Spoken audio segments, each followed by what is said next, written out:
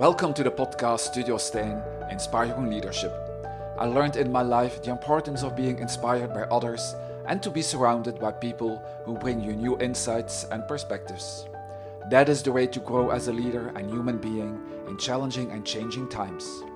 In these podcast series, I bring you the latest innovations on personal development and leadership told from business managers, CEOs, spiritual leaders, and people who live their true story.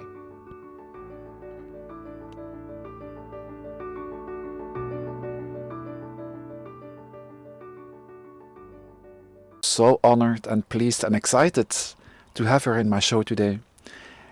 Because Isabelle is the founder of 30 Days Without Complaining that celebrates its 5th anniversary in January 2023.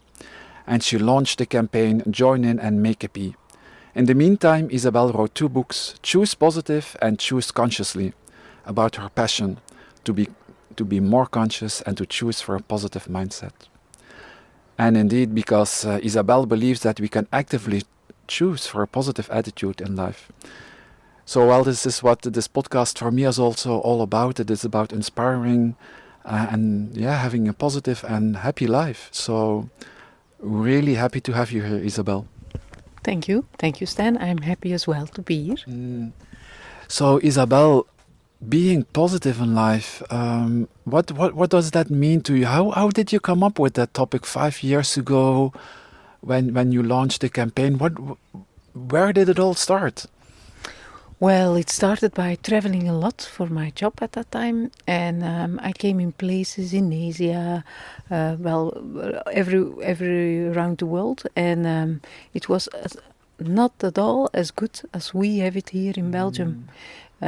So, for example, there is no retirement fee when you quit your job in Asia. There is a lot less of vacation in the United States. Education for our kids, it's much more expensive in the UK. So, all in all, I think we live in really good circumstances. And then even people are complaining about the weather, about the traffic, and that's a pity, because it sets your minds up for negativity, in fact. And so at a certain moment you wanted to launch this campaign. So can you tell me what it is about, this campaign 30 Days Without Complaining?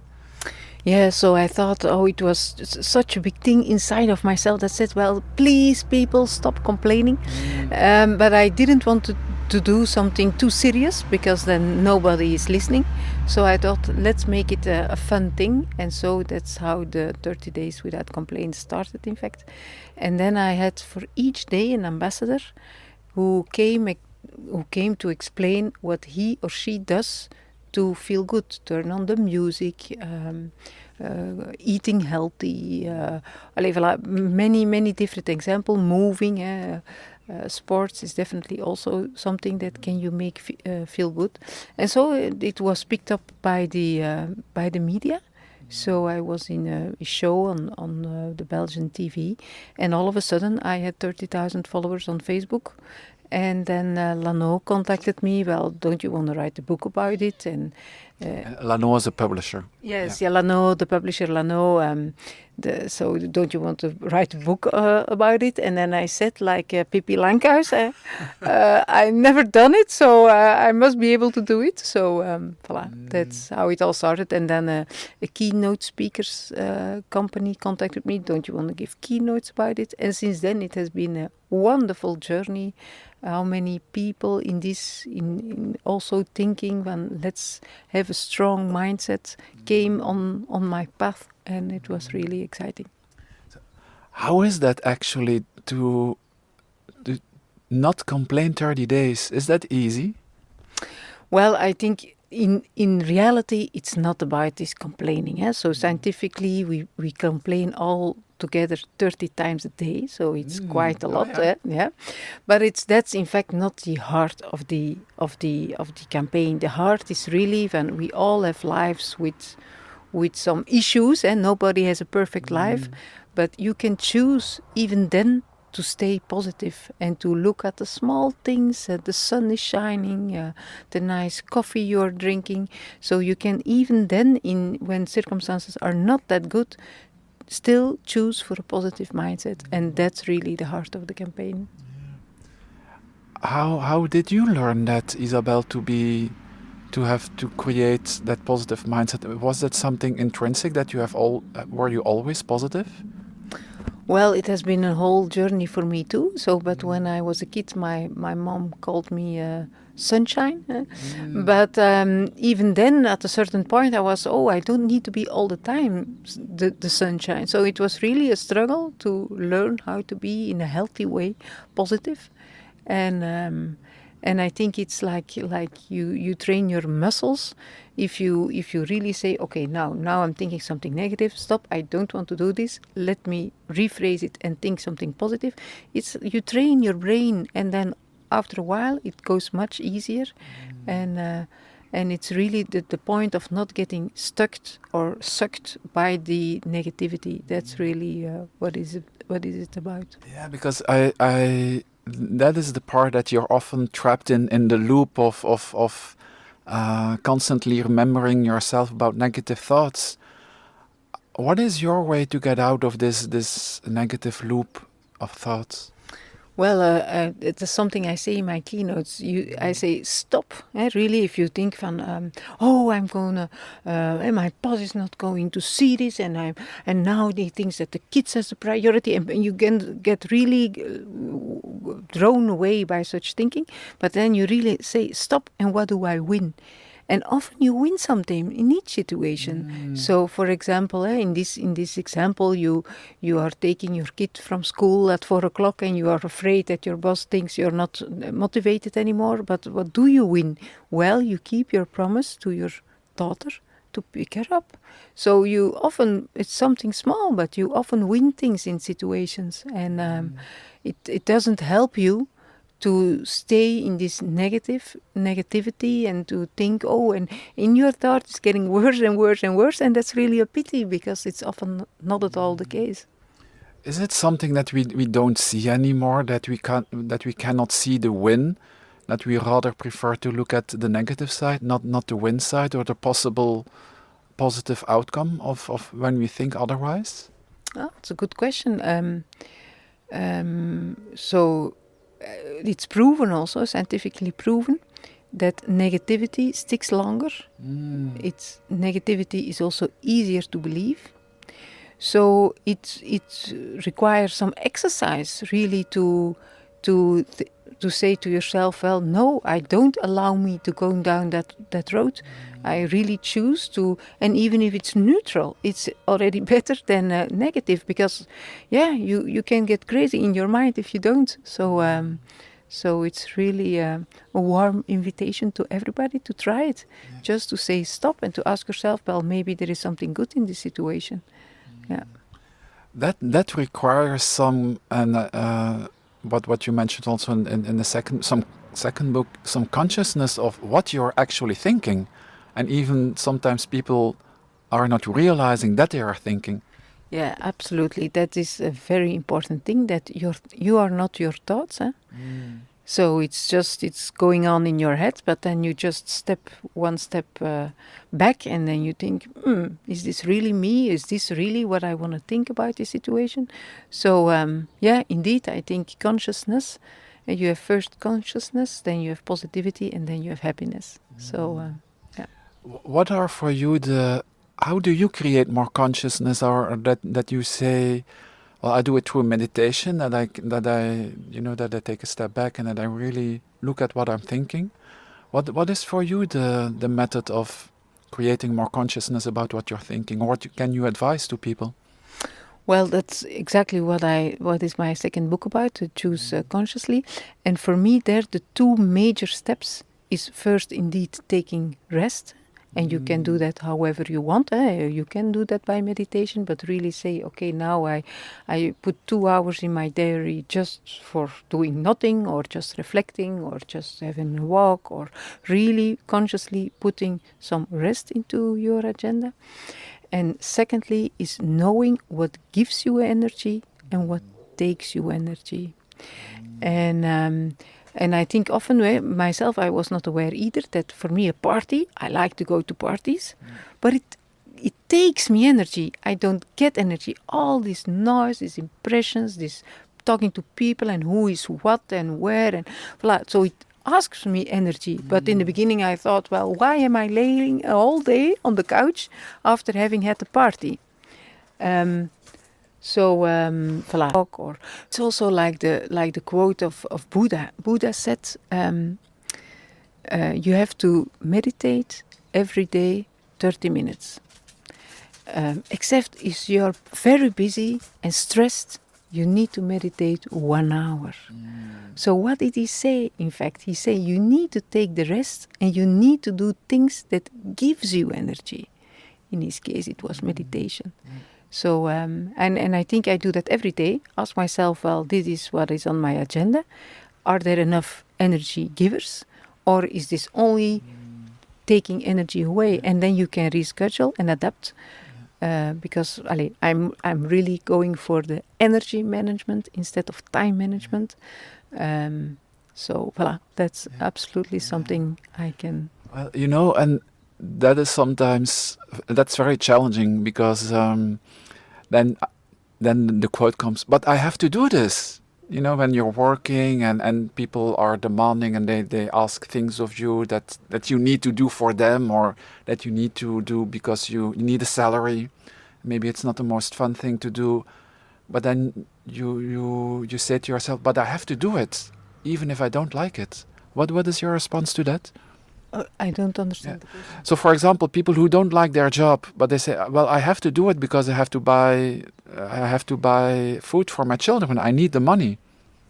Well, then I would really consider what can I do that I like and still earning money.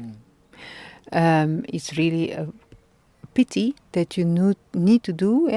We put a lot of time in our job, and if it's really something what takes you your energy, then it's really a pity. And I know it's easy to say, change it, but really reflect maybe also on your job. You can have some small changes, where you can feel better. For example, you don't like to pick up the phone. Well, just make it negotiable that you from now on you don't need to pick up the phone anymore. It's a small stupid example, but it just gives the idea that, well, maybe in your current job you can also do some little changes that would feel you much better. What were for you are for you the most challenging moments in your life that to stay positive, even if it was very, very difficult? Wow, that's a difficult question. What were the most difficult periods? Well, yeah, for sure. I lost some family. My niece, for example, she was 36 when she died on breast cancer. So there has been some things where I was not in the really good. But I discovered that even when you are in such a period of pain. Well, if you start to enjoy of this little thing and to take a nice bath or a shower or to go to the sauna or to do some small things, then even then it heals you in a certain way. So voilà. So a really big crisis mentally. It's a long time ago, I must say. Yeah. Because what you often hear then, when people suffer from a severe trauma, loss of family or child, that they cannot enjoy life anymore because they feel guilty even with the smallest things that you say, and having a bath and feeling that a positive feeling that they feel guilty about it. Well, how did you do that? Well, guilt is something that I know many people suffer of feeling guilty on all kind of levels. from what happened in childhood, but also just asking money for what you do, as if you are an independent, for example, or maybe I cannot ask that much, or whatever. Allee, there are many points to feel guilty about, but it's something what is not resonating with me. I don't know why. I have other convictions that might not be good, but I think just repeat to yourself that it's not your fault. Yeah, and then I think to come back on also some examples you gave in the question. Well, losing a child, well, that's I think one of the most difficult things that is to overcome. But even look like Mo Gaudat. He lost his 19-year-old son due to a medical error, which is terrible. And my son is 17. I cannot imagine that all of a sudden he would be gone due to a medical error. And he wrote a book about it. In Dutch is Logica van het geluk, but it's also in English for sure. But Logic of happiness. Is it the same? Yeah? I think it is. Yes. It is? I think it's Solve for Happiness. Well, yeah. Okay. From Mo Gaudat, so where he said, well, it's after a decent period of mourning, of course, that he said, I learned something and I want to share this with other people who are going through the same thing. So I think that even that you can, he said then somewhere also in his book, my son wouldn't want me to be the rest of my life sad. So I need to put myself together again and go on. So, but it must be. It's worse than being sick yourself, I think. Yeah. So voilà. So it's. Yeah, it is. I think it is very inspiring of people who went over massive trauma, that they can still find a way to deal with it. Is that also what you want to achieve with the campaign and with your books, to even in hard times find happiness? Yeah, I think hard times are in fact what we need to become happier afterwards. You realize what is important, you realize who you really are and what is maybe missing or what you really appreciate. So I think hard times is really it's a gift somewhere, because it's then when you become stronger and more conscious and more happier. Yeah.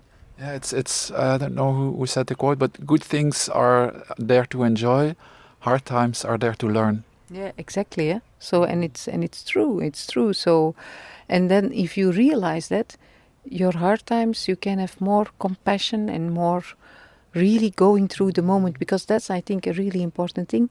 It's not running away from it. It's not. It's really let it be, and then if you let something, a fear or something, if you let it really be, you feel it through, then the energy changes out of it, and then it's different, and then you learn and you integrate it, and yeah, I think that's the key to become more satisfied with your life in the end. Are we too hard on ourselves? Yes, often we are, I think. Yeah, often we are. And it's like a person I met recently, and he said he stopped smoking. And he stopped smoking for 3 months. And then he was at a party, and somebody offered him a cigarette, and he took the cigarette, and he smoked the cigarette. And the day after he said, well, now I can start blaming myself that all these 3 months I was are wasted because I smoked again yesterday evening. Or I can say there are 91 days, and out of these 91 days, there were 90 days I didn't smoke. And he really forgave himself, in fact, somehow, that he had this one exception, and he never smoked again afterwards. And I think he could do this because he was gentle for himself. He didn't start blaming himself or feeling guilty or whatever. He just said, okay, I did it, but if you look at all the days of the last 3 months, there were 90 days I didn't smoke. So it's still an achievement. And by accepting, in fact, let it be, and not resisting to it, to the fact that he had this one cigarette, not resisting, so let it be, and he could go on in his journey of not smoking. So it is all about a question of perspective. Yeah, absolutely. It's absolutely, and I think this smoking example is a perfect thing of not being too hard for yourself. Um, and yeah, so indeed, it's how do you look at it, and maybe in the bigger picture, it's no drama that he had this one cigarette. Are we all a little bit a drama queen? Are we all a little bit? You maybe. Well, I don't know. Are we a drama queen? Well, I think that's also the point to um, relativize ourselves and not take ourselves too seriously. I think that's also a good one. And indeed, putting everything each day over and over again into perspective, and seeing in which country or circumstances we're living in the end. You can have help for everything you need.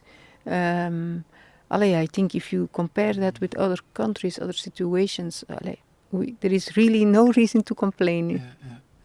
How come you think that sometimes we arrive in this tunnel and we can't see the other perspective anymore?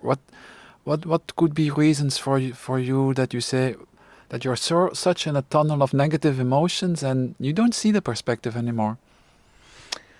Well, that's a good question. How do you arrive in a tunnel? Yeah. I think it's because you stop to be questioning yourself or so, or you stop to, or you don't allow the mirrors that are on from friends or family that put you a mirror and you deny everything. Yeah, I don't know how it comes that you really can have this tunnel vision, but it's a pity. And again, I think if you stick to your consciousness, if you have this enough rest, if you have enough rest in your daily life, and if you think at your energy givers and energy takers, because it must be a huge energy taker if you are always in this vision and it's negative and it can't be and no.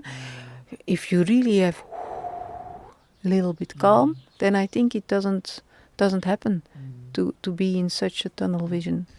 How can your environment be of support to improve your positive mindset? I've once read that look at the 5 people who are surrounding you, the most important people, and you're the average of it. Yeah, that's also so a very important thing. I think surround yourself with people who stimulate you. They bring the best out of you. And it's true, it's exactly what you say. The 5 to 10 people that you see the most as really the most important impact on your own satisfaction on life. So it's really important to not say, because I live in the same street, I will have each Friday a drink with him. No, be much more conscious with who you spend your time with. If you have your surroundings and the people that are around you, what other are the basics for you for having this positive mindset? Or and you in the 30 days campaign you have an ambassador for every day. What do they see, or what are for you the most important keys to create a positive mindset? So that's what I said earlier. I think so. The basic is really this energy management and The stop. the stop. So that we had one ambassador for each day. That was only in the first campaign. This year in the campaign, we wanted to put a new symbol into the world. Instead of making the heart with your hands, to make a P from positive power. And so each time you see a positive behavior or you see somebody really in its power, you can make a little P to support him. But the strength, in fact, of this campaign is because you want to make a P, you are just paying attention what is positive here around me. And all of a sudden, you see much more positivity. There is the same. There is still this colleague who brings you a cup of coffee. But all of a sudden, you say, well, this is positive, and you make your P. So all of a sudden, you see much more positivity, much more. And then we reinforce each other to do positive things and and to be more positive. So What changes have you seen the last 5 years since you started being positive or promoting being positive? Let me put it that way. well, first of all, we have such a difficult mental circumstances. We have the pandemic, we have the war with Ukraine, the inflation, the energy prices, and I can go on for a while. So I think in general, our positivity has not improved. I think the only thing we can be certain of is that things continue to change. Change is the only thing that, and it's difficult for many people that there is always change and they cannot rely on things that they used to were able to rely on. So yeah, I see also more and more people promoting, in fact, this strong mindset. So I think it's good. With the more we are, the more people we can reach. I think it are very challenging times. And that's interesting that you say that, Isabelle, because indeed, from when you look at the world, you could see a lot of negative things. And but I think the positivity and the happiness is inside of you. So even if the outer circumstances looking very negative and very challenging, and it does not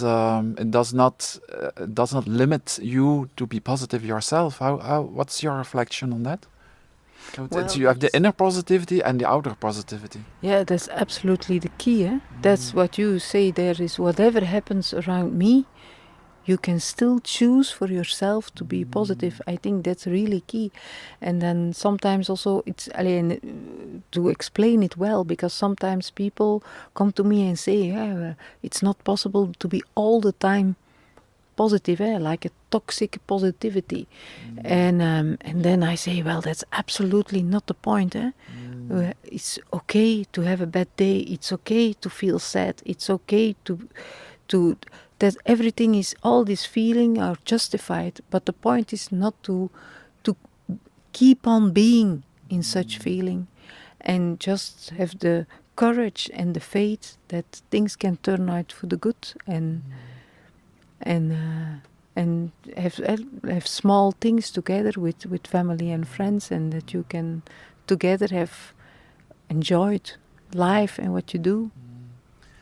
I once read somewhere that an emotion only actually lasts physically for 2 seconds in your brain, and the rest are your thoughts, just reproducing it. Oh, okay. Yeah. Nice. So and it was very revealing to me, because that you can just reproduce. It's like, when you think about happiness and you think about your happy marriage or whatever, you produce chemicals in your body.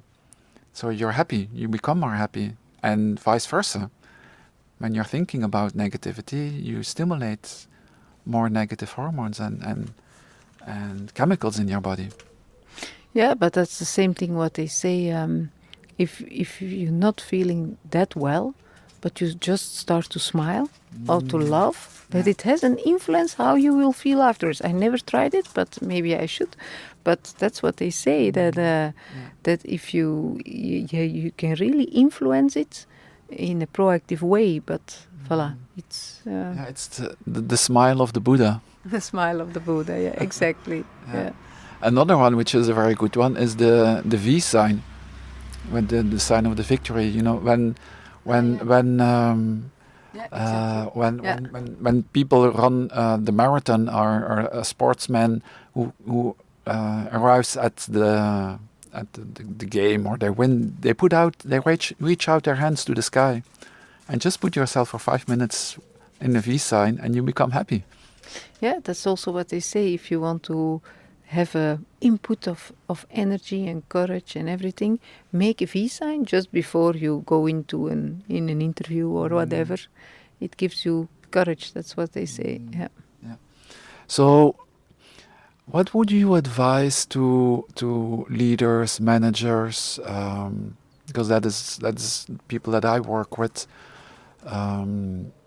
To create this atmosphere or this context of positivity in their companies or in their teams, what would you advise them? Well, first of all, I think trust is a very important one. So that not by saying you trust them, but by make them feel you trust them. I think that's a very important one. And then just, I think in a workplace, people want to explore their potential. So if you give people the opportunity to try and error in their jobs and to learn, well, I think then you feel so motivated and so enriched, in fact. So I think really it's really a personal one by one thing, in fact. If some people say, well, my family is more important, just give me something fun to do and then I will do it. But most of the people I think want to really explore what they're able to do, and to getting this opportunity create such an atmosphere of you can be yourself, you can learn, you can grow here, that I think this is the meaningful thing of the job, that it's a really important, and therefore you need trust to give people such opportunities. So what is there for you to explore, Isabelle? Where are you heading for the next year or the next 5 years? Whoa, that's also a good question. I go with the flow. It comes on my way. But well, as on my job, I hope to have some new opportunities the coming time, as well as what I do with my passion. There are many things to explore and to do more than I do today. So it's a wonderful journey, and I hope to continue. It's interesting that you mentioned I go with the flow. Do you think we try to force the happiness or the positivity too much?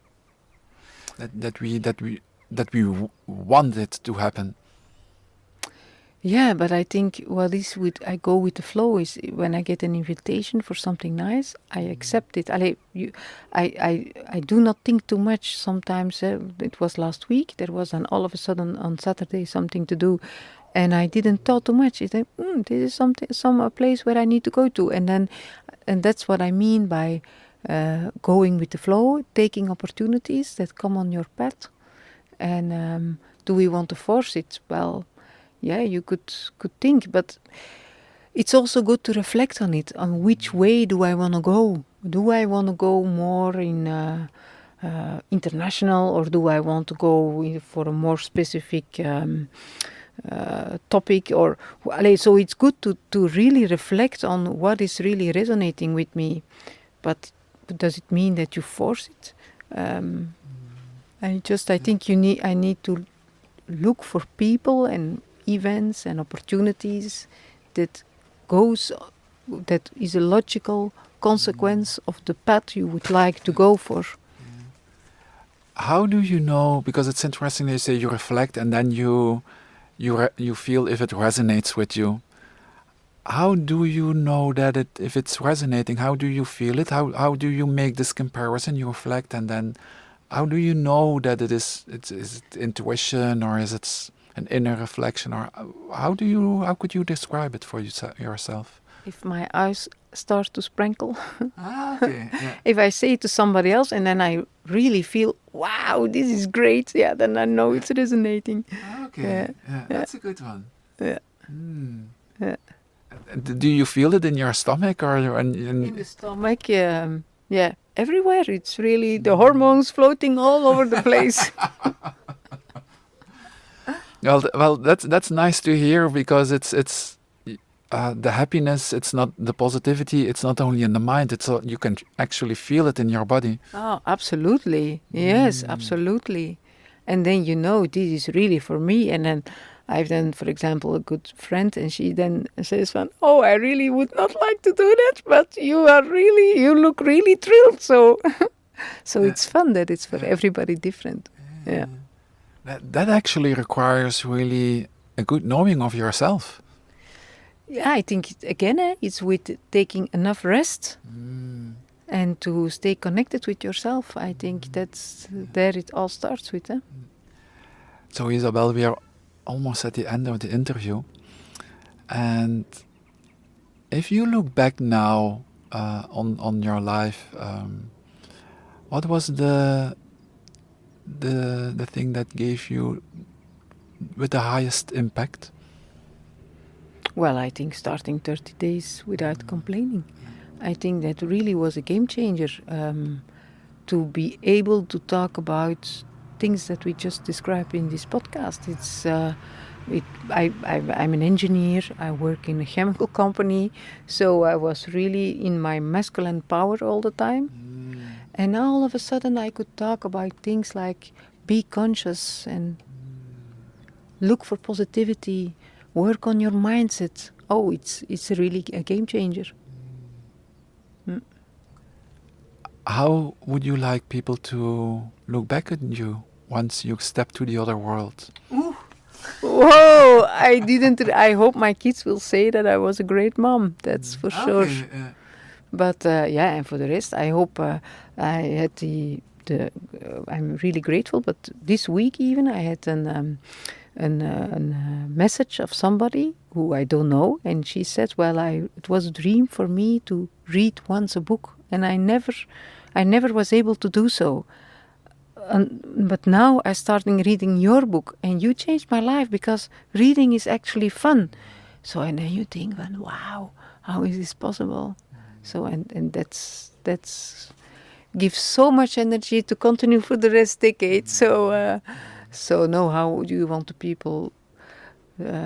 Well, I hope that I can have a small stone in some people's lives, in the good direction of more happiness, and but then all of a sudden, most important is still the people just in your own surrounding, the day to day, that they say what a great mom she was. So, yeah. Well, thank you very much for these wise and kind words, Isabelle. Thank you, Stan. It was a pleasure. And I also want to thank the listener for being here and listening to this inspiring podcast. I hope this conversation has been able to inspire you, because that is my mission after all. Personal development and growth are key elements in a changing world. You want to listen to more podcasts? Then be sure to press the follow button and you will be informed immediately. Thank you very much. Thank you very much for listening to Studio Steen. If you want more inspiration, just go to my website studiosteen.com or go to the Spotify website, iTunes on inspirational leadership. You can also share this podcast with others who might benefit from listening to these inspirational talks. Thank you very much, great people.